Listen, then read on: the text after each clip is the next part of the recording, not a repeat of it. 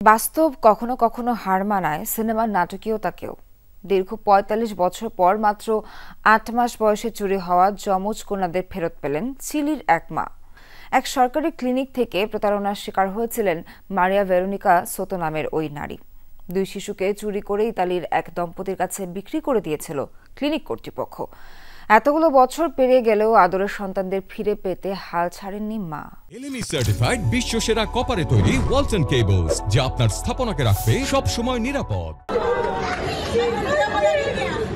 নিজের সন্তানদের ফিরে পেয়েছেন দীর্ঘ ৪৫ বছর পর, তাই আবেগ যেন বাঁধ ভেঙেছে চিলির মারিয়া আর তার ২ মেয়ের। ১৯৭৯ সাল ৮ মাস বয়সী যমজ সন্তানদের নিয়মিত ডাক্তারি পরীক্ষার জন্য একটি সরকারি ক্লিনিকে নিয়ে গিয়েছিলেন মারিয়া ভেরোনিকা সোতো। সেটি কাল হয়ে দাঁড়ায় তাদের জন্য। ঠিকমতো খাওয়া দাওয়া এবং যত্ন নিচ্ছেন না মা মারিয়া, এমন অভিযোগ তোলে হাসপাতাল কর্তৃপক্ষ। সেই অভিযোগের ভিত্তিতে কিছুদিন পর্যবেক্ষণে রাখার কথা বলে হাসপাতালে ভর্তি করা হয় কন্যা শিশু দুটিকে। তবে এরপর আর নিজের যমজ মেয়েদের খোঁজ পাননি মারিয়া।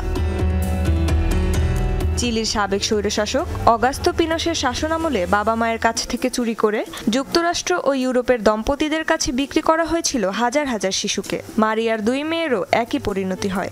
ইতালির এক দম্পতির কাছে বিক্রি করে দেয়া হয় তার ২ মেয়েকে।